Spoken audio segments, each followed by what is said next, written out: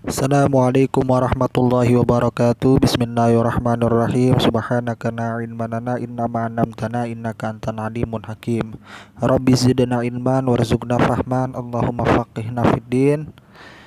Masih dalam pembahasan mengenai tentang ikhlas dan bahayanya riya. Masih menggunakan kitab Al-Majmu'. Pada halaman kemarin kita sampai halaman 3 ya. Maka akan kita lanjut kepada halaman berikutnya, yaitu halaman 4.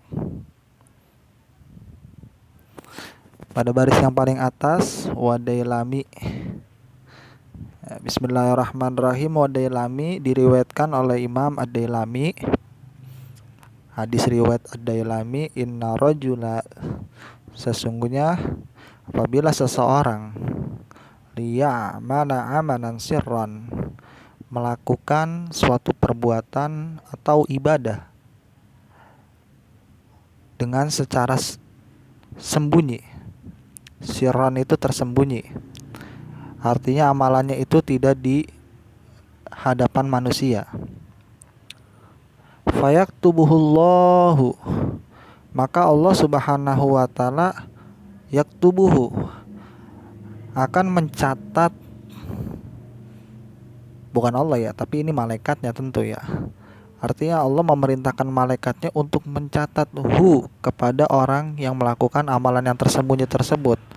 Indahu sirron, di sisinya sebagai amalan yang tersembunyi. Artinya apa? Ketika seseorang melakukan suatu perbuatan atau ibadah secara sembunyi atau tidak di hadapan manusia, maka itu dia akan tertulis di sisi Allah Subhanahu wa taala sebagai orang yang melakukan ibadah secara tersembunyi. Fala yazalu bihi syaitan.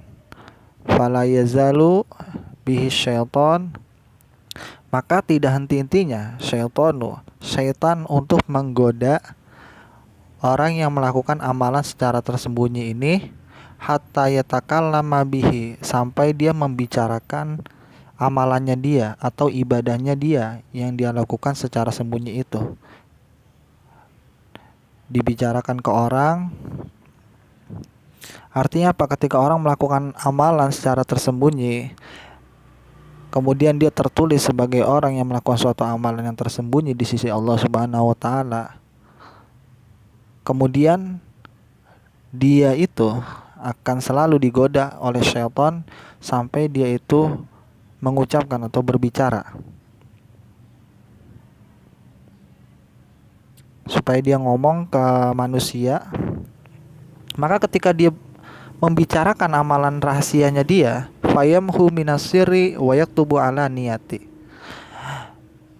maka terhapus catatannya dia sebagai orang yang melakukan amalan tersembunyi di hadapan Allah, wa yaktubu ala niyah, maka tertulis oleh dia menjadi dia melakukan amalan secara terang-terangan.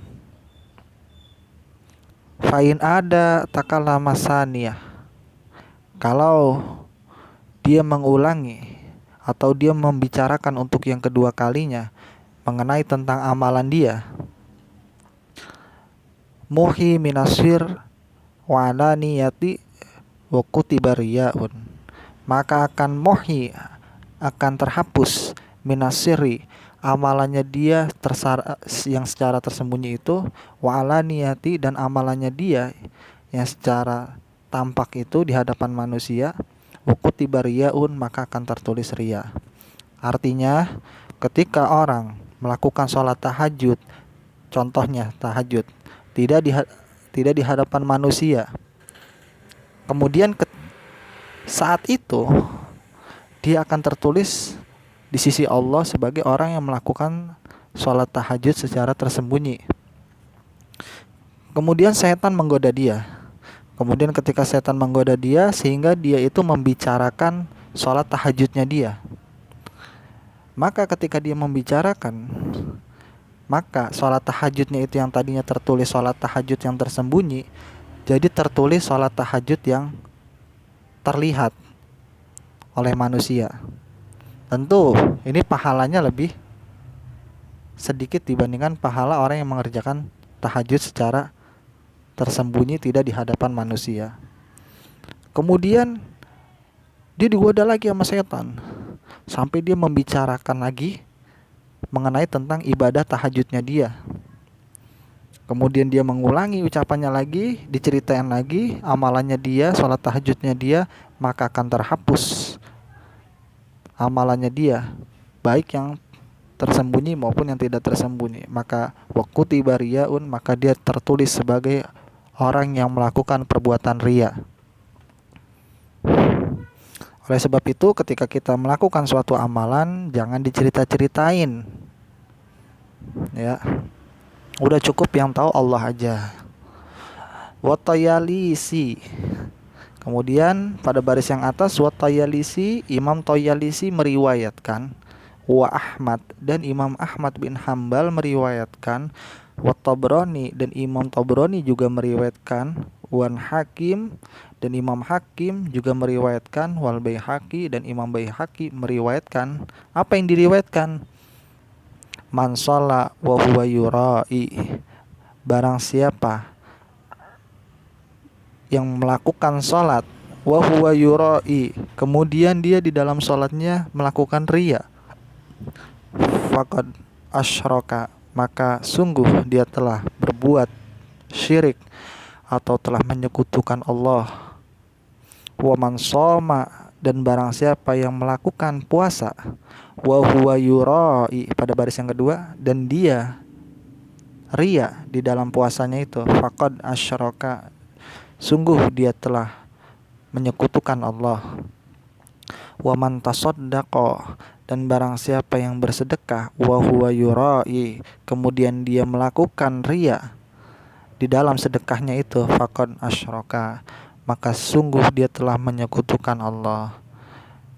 Ya, jadi syirik itu tidak hanya menyembah berhala, tidak hanya menyembah patung atau pepohonan, tapi syirik, ya, kalau kita bahas secara lebar, maka orang riya itu termasuk syirik. Syirik yang tersembunyi, ya.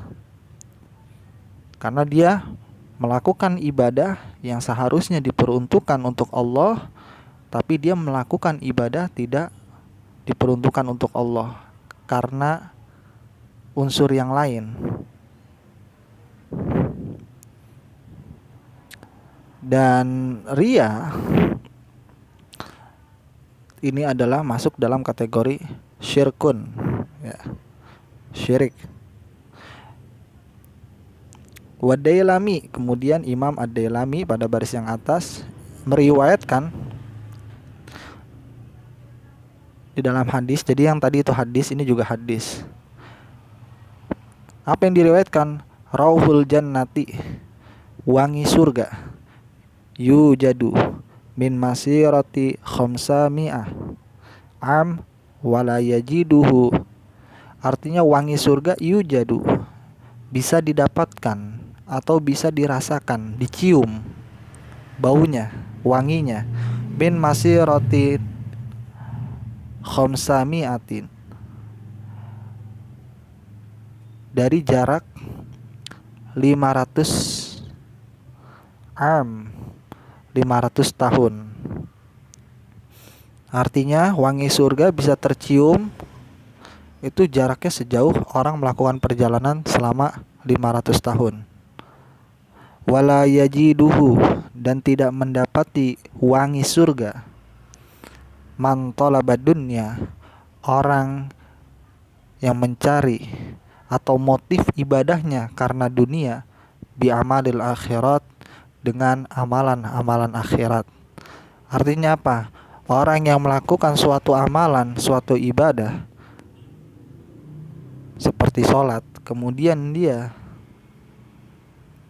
dengan sholatnya itu dia hanya untuk mencari kepentingan dunia, seperti dia ingin dipuji menjadi orang yang soleh di hadapan orang, atau dia ingin mendapatkan suatu hal, seperti dia dikasih, nih saya kasih kamu hadiah atau uang 100.000, tapi kamu mau sholat ya, Nah, ini adalah orang yang melakukan amalan akhirat, yaitu sholat, tapi dia motifnya motif dunia karena diberi uang motifnya. Dan orang seperti ini tidak akan mendapati wangi surga, yang dimana padahal wangi surga itu tercium dari 500 perjalanan, 500 tahun perjalanan ya. Itu jauh banget mungkin. Itu gak kecium itu. Padahal wangi surga itu bisa didapati ya. Padahal wangi surga itu bisa kita cium.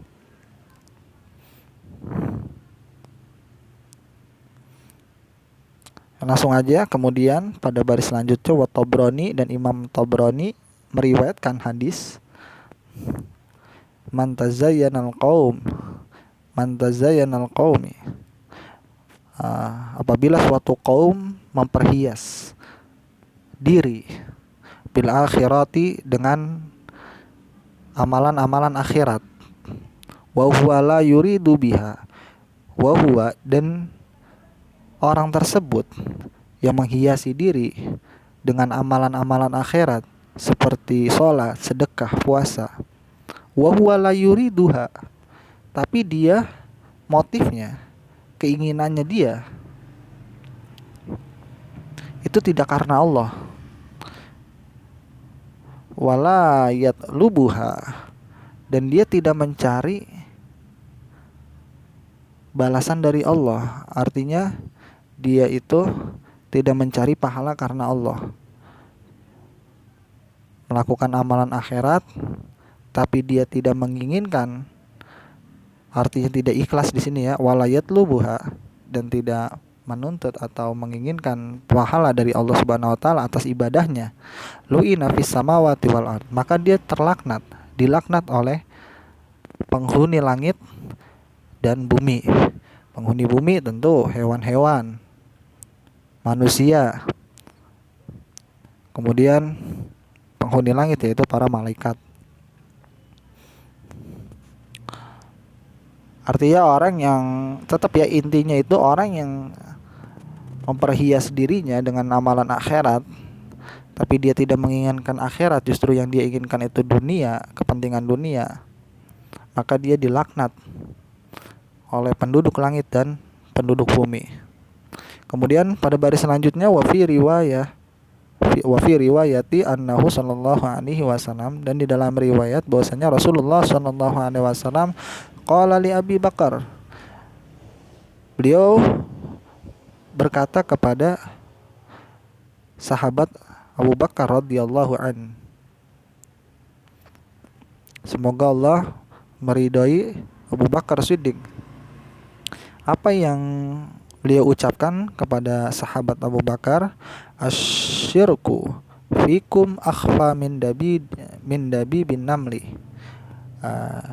Syirik fikum, yang ada pada diri kalian, maksudnya mencakup kita juga ya, termasuk kita gitu, orang-orang muslim maksudnya. Syirik yang ada pada diri kalian, akhfa, yang dia itu sangat tidak terlihat atau sangat ringan atau sangat kecil, min dabi bin namli, daripada seekor semut, daripada hewan semut. Jadi kata Rasulullah apa? Ada suatu syirik yang dimana itu orang bisa terkena syirik itu, dan syirik itu lebih kecil daripada semut, hewan melata semut. Wasa'adulu ka'ala syai'in, dan aku akan memberikan wejangan atau memberikan sesuatu hal kepadamu. Maksudnya ini kepada kita ya sebenarnya, walaupun di sini pembicaranya Rasulullah sama Abu Bakar. Ala syai'in, dengan sesuatu hal. Idza fa'altahu, apabila kamu melakukan suatu hal tersebut, azhaba anka, maka akan hilang dari dirimu, sogoru syirki, akan hilang daripada dirimu, yaitu syirik kecil, wakibarihi, dan syirik besar. Artinya apa? Rasulullah Shallallahu Alaihi Wasallam memberikan kita tips suatu hal yang dimana kalau kita melakukan hal tersebut maka akan hilang dari kita syirik kecil maupun syirik besar. Taqulu, maka bacalah bagimu, yaitu bagi kita ya maksudnya. Allahumma inni a'udzubika an usyrika bika. Allahumma inni, ya Allah, ini sesungguhnya aku a'udzubika berlindung denganmu, artinya berlindung dengan pertolonganmu ya Allah, an usyrika, dari menyekutukanmu, wa ana a'lamu, dan aku a'lamu, tahu banget, artinya paham banget, wa astaghfiruka, dan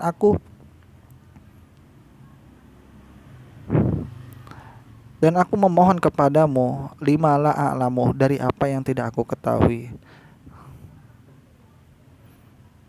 Banyak hal yang sebenarnya kita nggak tahu, tapi sebenarnya di sisi Allah itu kita padahal berbuat dosa atau berbuat syirik. Maka ini tips doa yang mesti kita baca setiap hari. Allahumma inni a'udzubika an usyrika bika wa ana a'lamu wa astaghfiruka wa ana a'lamu wa astaghfiruka lima la a'lamu. Taquluha, kata Rasulullah apa? Baca doa itu salah samarrat, sebanyak 3 kali. Ya, kata Rasulullah, baca tuh doa itu maka akan hilang daripada dirimu baik itu syirik kecil maupun syirik besar. Dibaca dengan sebanyak 3 kali. Kemudian selanjutnya wa Uqaili wa Dailami. Imam Uqaili dan Imam Ad-Dailami meriwayatkan hadis. Apa yang disampaikan oleh Imam Uqaili dan Imam Dailami, abghadul ibadu illallahi, seorang hamba atau seseorang yang sangat Allah benci, man kana thawbahu, yaitu adalah orang thawbahu, yang dimana pakaiannya itu atau atributnya dia itu khairan, lebih baik, min amalihi, daripada ibadahnya, daripada perilakunya. Jadi orang yang paling dibenci oleh Allah yaitu adalah orang yang pakaiannya itu lebih baik daripada perilakunya, daripada ibadahnya. Antaku nasiyabuhu siyabul anbiya, dia itu pakaiannya itu seperti siyabul anbiya, seperti pakaiannya para nabi. Pakaiannya para nabi apa? Sorbanan, gamisan, atau menggunakan pakaian-pakaian muslimah seperti koko, ya. Atau bisa juga kalau di Indonesia sarungan, ya. Jadi dia pakaiannya seperti itu, luar biasa. Atau tongkatan, pakai tongkat. Wa amaluhu amalul jabarin, akan tetapi perilakunya atau ibadah-ibadahnya itu seperti ibadah-ibadahnya orang-orang yang durhaka kepada Allah, orang-orang yang selalu maksiat kepada Allah, orang-orang yang selalu menentang daripada apa-apa yang diperintahkan Allah. Artinya apa? Nggak balance antara pakaian sama amaliyahnya dia, ibadahnya dia. Pakaiannya udah seperti pakaiannya para nabi, tapi perilakunya perilaku orang-orang menentang, perilakunya orang-orang pendosa, perilakunya seperti perilaku orang-orang munafik. Dan ini adalah orang yang dibenci, sangat dibenci oleh Allah Subhanahu wa taala. Karena ini munafik, ya. Munafik menampilkan sesuatu hal, menghiasi dirinya itu, luarnya dia itu dengan sesuatu hal yang tidak sesuai dengan hatinya atau tidak sesuai dengan perilakunya. Ini dikutip dalam kitab Az-Zawajir. Jadi yang tadi juga sama dikutip dari kitab Az-Zawajir. Kemudian yang sebelum-sebelumnya juga dikutip dari kitab Az-Zawajir. Kemudian selanjutnya wal ikhlasu adapun ikhlas fil amali di dalam ibadah atau di dalam amalan, wa huwa tasfiyatul qalbi, yaitu ikhlas definisinya adalah membersihkan hati, minar riya, dari sifat riya.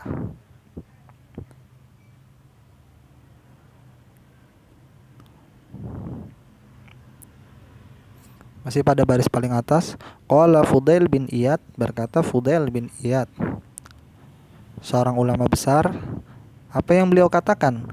Tarakul amali, meninggalkan ibadah atau meninggalkan perbuatan, li ajlin nas, disebabkan manusia, riyaun, maka orang tersebut dikatakan orang yang melakukan riya.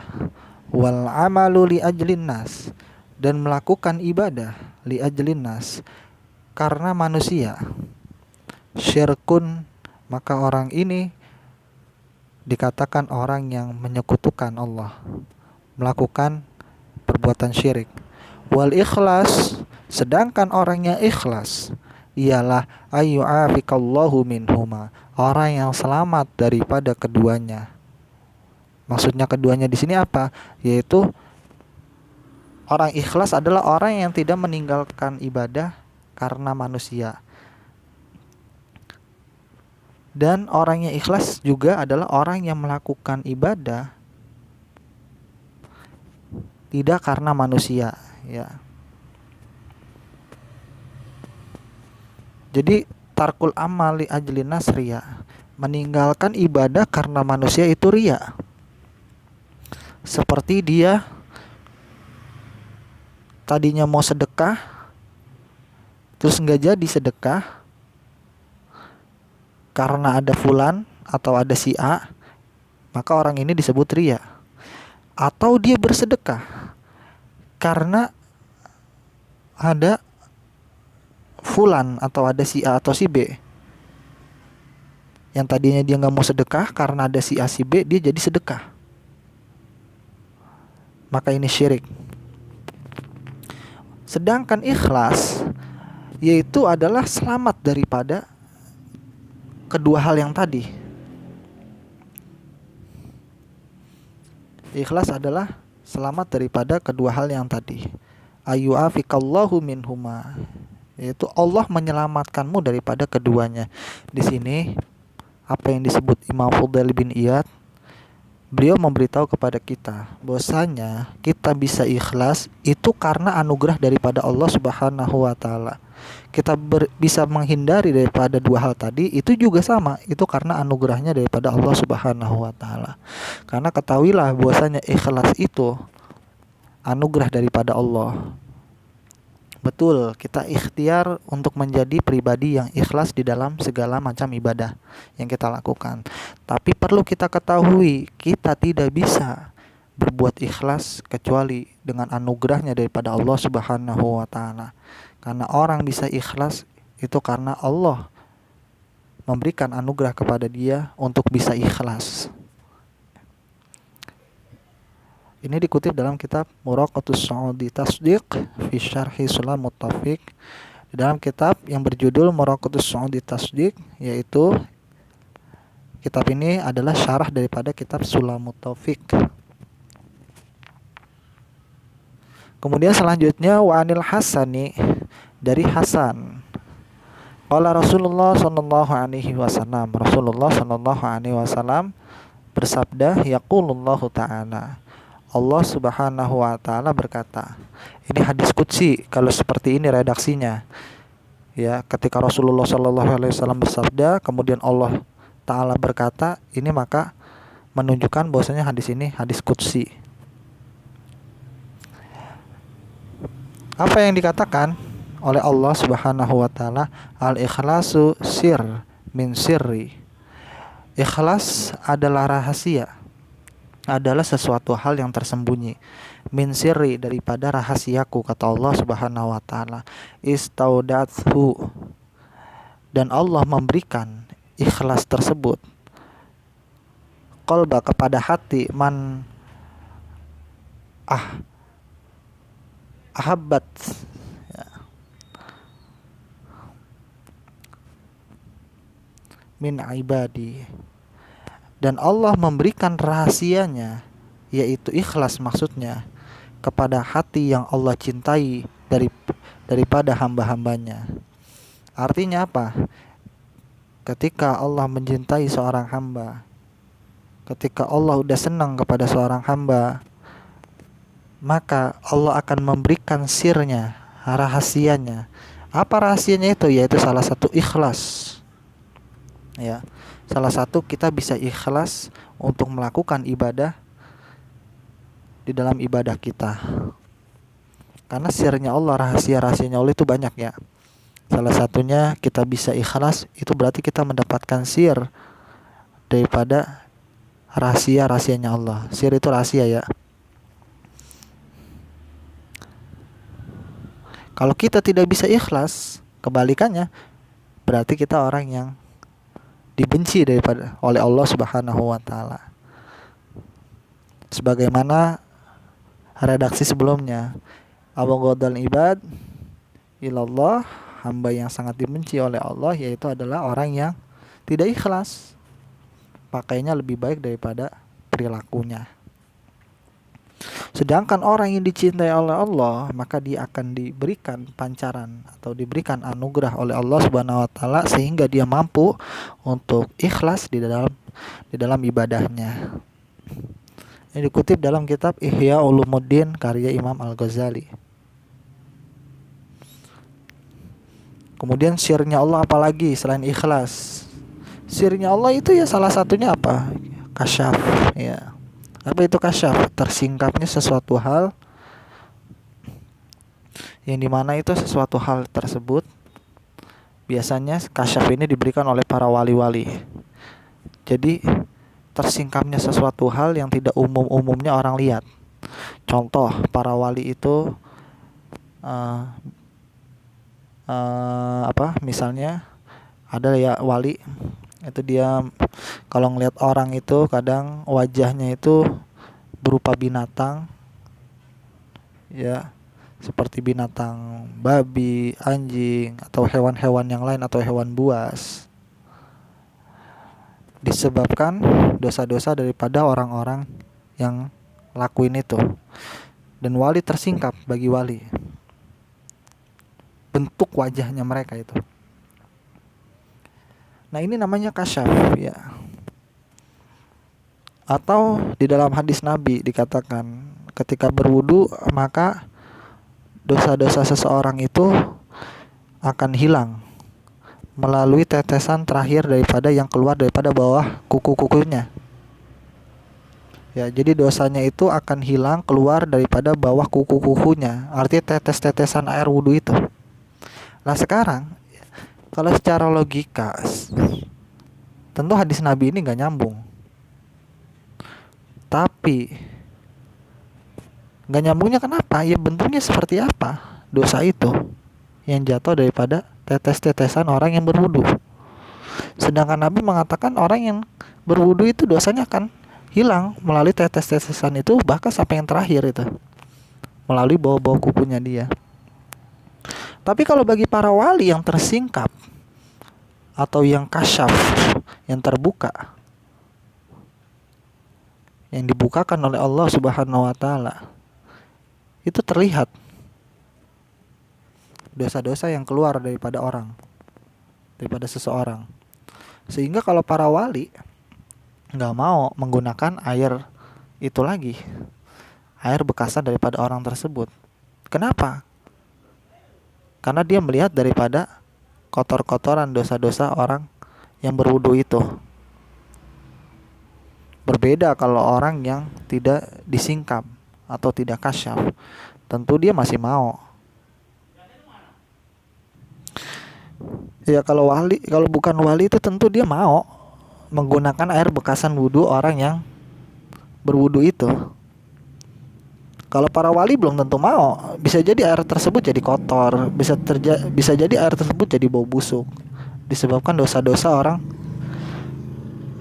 tersebut yang berwudu tersebut. Tapi kalau orang yang bukan wali, yang tidak tersingkap, ya dia mau-mau aja menggunakan air itu selama air tersebut mencangkup atau airnya volumenya itu 2 kula. Kan kalau air 2 kula bekasan wudhu orang itu kita boleh menggunakan lagi untuk berwudhu. Tapi kalau bagi para wali nggak mau, bisa jadi mereka tidak mau. Kenapa? Karena air tersebut telah terkontaminasi sama dosa-dosa daripada orang yang berwudhu tersebut. Nah, jadi kasyaf itu adalah sir daripada sirnya Allah. Ikhlas pun sama, itu adalah sir daripada sirnya Allah Subhanahu wa ta'ala. Dan orang yang bisa mendapatkan kasyaf, orang yang mendapatkan ikhlas adalah orang yang selamat hatinya, selamat dari penyakit-penyakit hati. Baru dia mendapatkan kasyaf atau mendapatkan ilham atau mendapatkan anugerah ikhlas daripada Allah Subhanahu wa ta'ala. Tapi kalau orang yang hatinya itu enggak selamat, maka sulit sekali untuk ikhlas, sulit sekali untuk menghilangkan penyakit riya, sulit sekali untuk mendapatkan ilham atau anugerah daripada Allah Subhanahu wa taala berupa kasyaf. Kemudian pada baris selanjutnya, ya, tadi pembahasan sedikit ya, agak panjang sedikit. Membahas tentang sir daripada sirnya Allah, rahasia daripada rahasianya Allah. Kemudian kita masih pada baris yang paling atas, wakila, dan dikatakan, ini di dalam kitab Al-Azkar ya, saya mengutipnya. Apa yang dikatakan? Innama yu'tannas ana qadri niyatihi. Sesungguhnya seseorang yu'tannas akan diberikan ganjaran pahala ala qadri niyatihi, sesuai dengan kadar niatnya.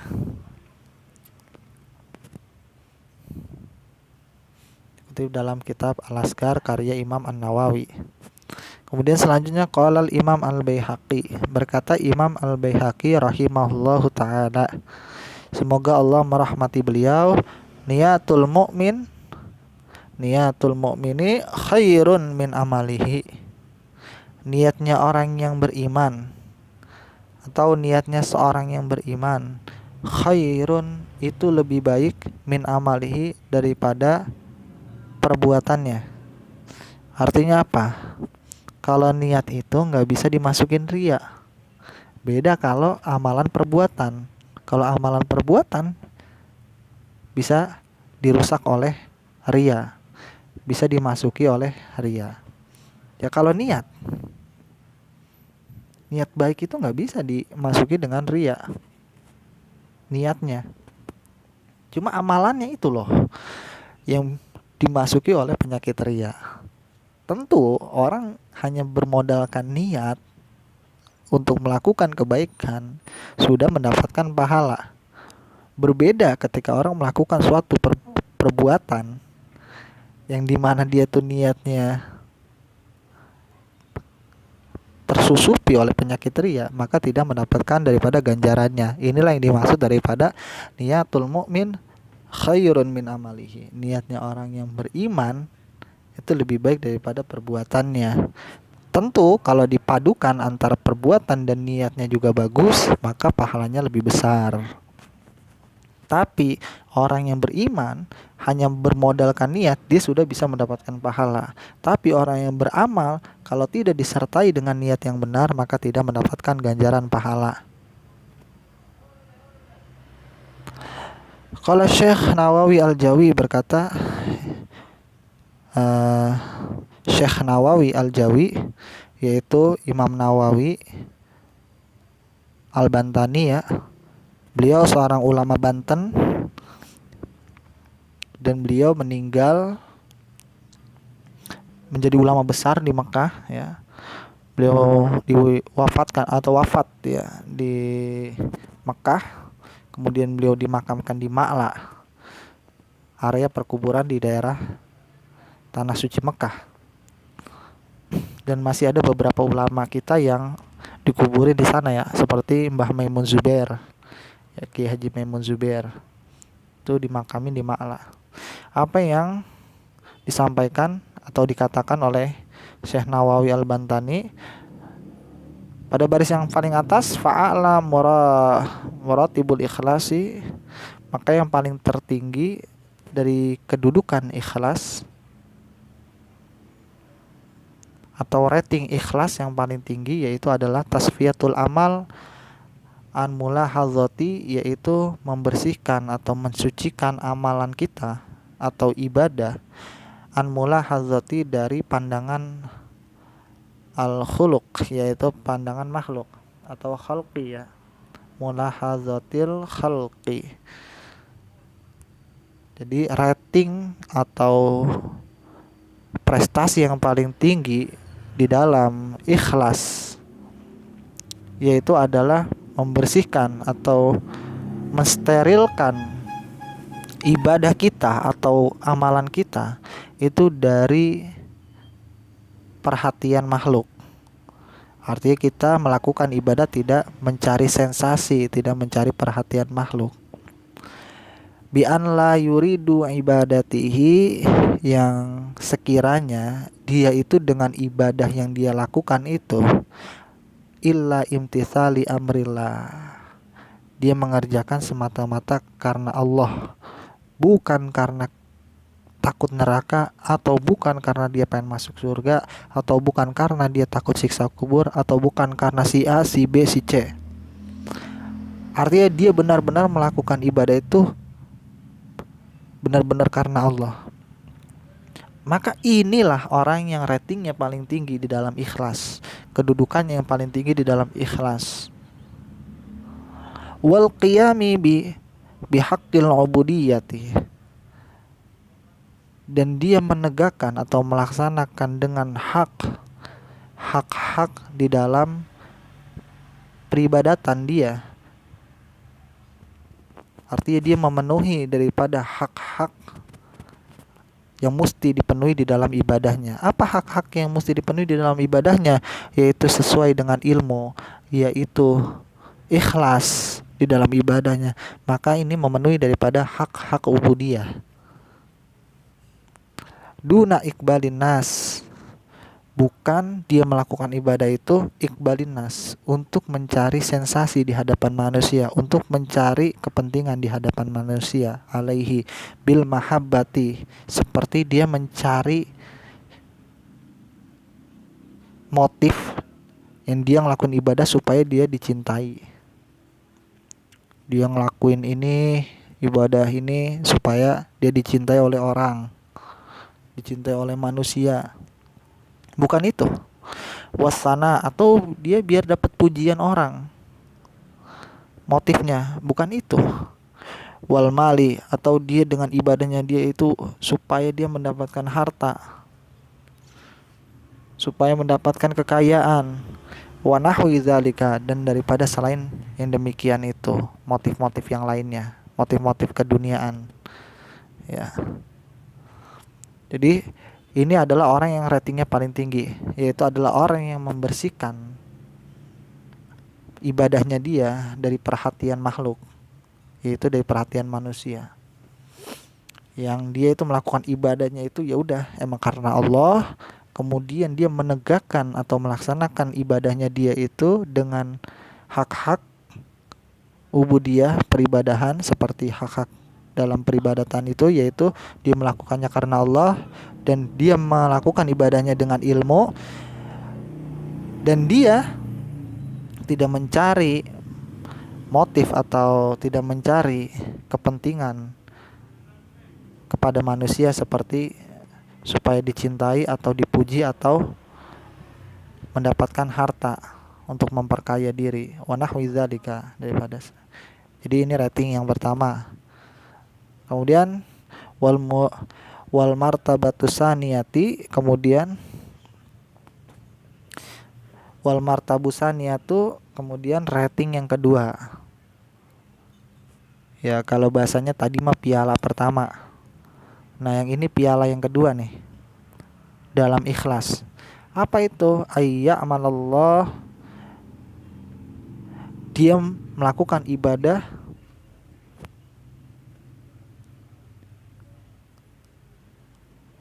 ibadah untuk Allah, liyu'tihil huzuzil ukhrawiyah. Jadi motifnya dia dalam melakukan ibadahnya kepada Allah itu liyu'tihi, agar dia diberikan al-huzuzi, bagian-bagian ukhrawiyah, bagian-bagian akhirat, kalbi'adi anin nar, seperti dia melakukan ibadah, motivasinya itu supaya dia dijauhkan daripada siksa api neraka. Wadakha lihil jannah, atau motivasinya dia itu supaya dia dimasukkan ke dalam surga, supaya dia watan aimihi, supaya dia mendapatkan kenikmatan di dalam surga. Bi anwa'i mulazuha, dengan macam-macam kenikmatan yang ada di dalam surga.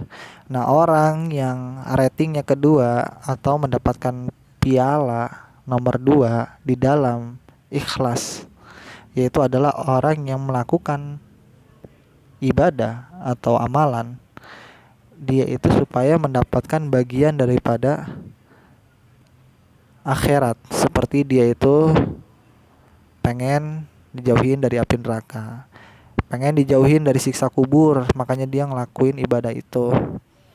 Pengen jasadnya utuh, misalnya dia makanya baca surat Tabarok. Itu kan motifnya gitu ya, baca Al-Waqiah supaya dia mendapatkan apa nanti di surga. Kemudian dia melakukan hal-hal ibadah yang lainnya itu untuk mendapatkan bagian-bagian nanti di akhirat. Maka orang seperti ini, karena dia itu motifnya itu pengen dapat bagian ukhrawiyah, bukan motifnya itu karena Allah. Bukan karena Allah maksudnya dalam artian kata bukan murni karena Allah, masih ada pengen dapat bagiannya, maka ratingnya kedua atau mendapatkan, kalau juara 2 lah ya. Dan ini masih dikatakan ikhlas ya oleh Syekh Nawawi Al-Bantani. Orang yang melakukan ibadah seperti ini masih disebut orang yang ikhlas. Tapi tentu pahalanya lebih sedikit daripada pahala yang pertama, yang motifnya hanya karena Allah. Kemudian wal martabusalisatu, kemudian tingkatan yang ketiga, ayya'malallah liyu'tihi hazzan dunyawiyan. Jadi dia melakukan ibadah liyu'tihi hazzan, supaya dia mendapatkan bagian dunyawiyah, bagian keduniaan. Kata wasi'ati rizqi, seperti dia melakukan ibadah itu faktornya atau motivasinya supaya dia mendapatkan keduniawian, supaya dia itu rezekinya lancar, rezekinya diluaskan. Wadaf'ul mu'ziyati, dan dia melakukan ibadah itu supaya tidak terkena musibah, tidak terkena bencana, tidak terkena dengan sesuatu hal-hal yang tidak dia sukai ketika dia selama dia hidup di dunia. Seperti dia melakukan ibadah seperti membaca Quran, baca surat Al-Waqiah, tujuannya supaya dagangannya lancar, usahanya lancar, pelanggannya banyak. Atau dia melakukan ibadah itu seperti dia membaca hizib nasor, seperti dia membaca wirid sakron, seperti dia membaca hizib bahar. Tujuannya itu untuk supaya dia itu terhindar dari maling, supaya dia tuh rumahnya aman, supaya dia itu tidak dizolimin sama orang. Atau dia baca bismillah 21 kali sebelum tidur supaya rumahnya gak kemalingan. atau rumahnya biar nggak kebakaran. Nah, orang seperti ini yang dia melakukan ibadah supaya mendapatkan bagiannya dia di dunia, seperti dia itu dilapangkan rezekinya atau dihindari dari segala macam musibah, maka orang seperti ini ya dia ratingnya ketiga, juara tiga lah bahasanya, ikhlas tapi ratingnya rating yang ketiga. Dan di luar daripada rating pertama, rating kedua, dan rating ketiga, ini tidak disebut ikhlas ya. Jadi kedudukan ikhlas itu ada tiga ya. Pertama karena Allah, yang kedua motivasinya karena Allah juga, tapi dia pengen dapat bagian di akhirat. Kemudian yang ketiga, dia itu karena Allah juga, tapi dia pengen dapat bagian keduniawian, seperti dilapangkan rezekinya. Oleh sebab itu, cara gampangnya itu ya, kalau misalnya kita pengen yang ketiga karena Allah, kemudian kita juga dapat bagian dunia, maka ketika kita mau baca Al-Waqiah itu, misalnya ya Al-Waqiah, ketika kita mau baca surat Al-Waqiah, kita lintasin di dalam hati kita, ya Allah, saya baca Al-Quran untuk mendekatkan diri kepadamu, untuk mencari ridhomu, dan saya membaca Al-Quran surat Al-Waqiah ini supaya usaha saya lancar, atau saya diberikan rezeki yang melimpah. Jangan kebalik, atau jangan niatnya itu langsung minta dunianya, jangan. Tapi niatnya itu kita bawa Allah dulu. Ya Allah, saya membaca Al-Waqiah ini karenamu, untuk mencari ridhomu, untuk mendekatkan diri kepadamu. Kemudian saya niatkan juga supaya usaha saya lancar. Nah, begitu caranya. Jangan ketika mau baca surat Al-Waqiah langsung niatnya itu langsung, ya Allah, saya ingin membaca Al-Waqiah supaya rezeki saya lancar. Nah, itu jangan, itu ya. Ini sebagaimana yang saya kutip di dalam kitab Manhajus Shawi. Kemudian selanjutnya bisa kita lanjut lagi nanti ya di part selanjutnya, di part ketiga. Ya, part ketiga yaitu menjelaskan tentang rawi an Ali ibni Abi Thalib radhiyallahu anhu. Wallahu a'lam bishawab. Semoga bermanfaat. Kurang lebihnya saya mohon maaf. Mudah-mudahan kita diberikan anugerah, diberikan kemudahan oleh Allah Subhanahu wa taala untuk membersihkan amal daripada sifat-sifat riya, supaya kita bisa diberikan oleh Allah mudah-mudahan yaitu ikhlas ya. Karena ikhlas adalah anugerah yang besar. Tanpa ikhlas maka tertolak amalan seseorang. Dengan ikhlas maka akan terangkat amalan seseorang walaupun amalan sedikit. Billahi taufiq wal hidayah. Wassalamualaikum warahmatullahi taala wabarakatuh.